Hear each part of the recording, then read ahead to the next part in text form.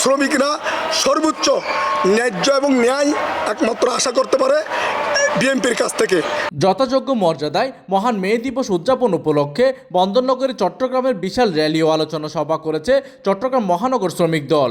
আজ শুক্রবার সকালে নগরীর কাজী দেওরিস্থ নসিমন ভবনের সামনে এই কর্মসূচি পালন করা হয়। সকাল 10টায় নসিমন ভবন প্রাঙ্গণ থেকে এক বিশাল বর্ণাঢ্য র্যালি বের করা হয়। র্যালিটি নগরীর গুরুত্বপূর্ণ সড়ক প্রদক্ষিণ শেষে পুনরায় দলীয় কার্যালয়ের সামনে এসে আলোচনা সভা মিলিত হয়।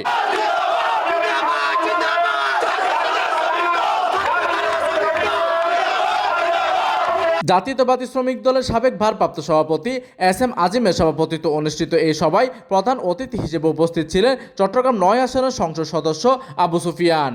অনুষ্ঠানে বিশেষ অতিথি হিসেবে উপস্থিত ছিলেন মালয়েশিয়া স্বেচ্ছাসেবক দলের সাবেক সাংগঠনিক সম্পাদক ও চট্টগ্রাম মহানগর সড়ক পরিবহন শ্রমিক দলের উপদেষ্টা ইঞ্জিনিয়ার হারুনুর রশিদ।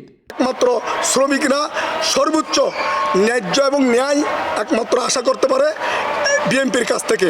তাই আমি বর্তমান সরকারকে সবাইকে সহযোগিতা করে তারেক জিয়ার হাতকে শক্তিশালী করে আগামী দিনে শ্রমিকের আদায় যেন করতে পারি সেই প্রত্যাশা ব্যক্ত করব। শ্রমিক নেতা মোহাম্মদ আরিফের উপস্থাপনায় সবাই আরও বক্তব্য রাখেন তৃণমূল পর্যায়ের বিভিন্ন থানা ও শিল্পাঞ্চলের নেতৃবৃন্দ। এই সময় আলোচনা সভায় সংহতি প্রকাশ করে আরও উপস্থিত ছিলেন পাঁচলাইশ থানা শ্রমিক দল নেতা শহীদুল ইসলাম রনি, নাসিরাবাদ, জালালাবাদ ও পাঁচলাইশ শিল্পাঞ্চলের 2 নম্বর সহসভাপতি মোহাম্মদ ইব্রাহিম, মোহাম্মদ আব্দুর রব, ডাক্তার মোহাম্মদ ফারুক হোসেন, মোহাম্মদ ইউনুস মিয়া ও মোহাম্মদ আব্দুর রশিদ। এই সময় চাঁদগাঁ থানা শ্রমিক দল নেতা মধ্যে উপস্থিত ছিলেন সাত্তার মুন্সি, মোহাম্মদ কামাল হোসেন, আবুল বশর, মোহাম্মদ রিয়াজ, মোহাম্মদ রঞ্জু ও মোহাম্মদ নজরুল।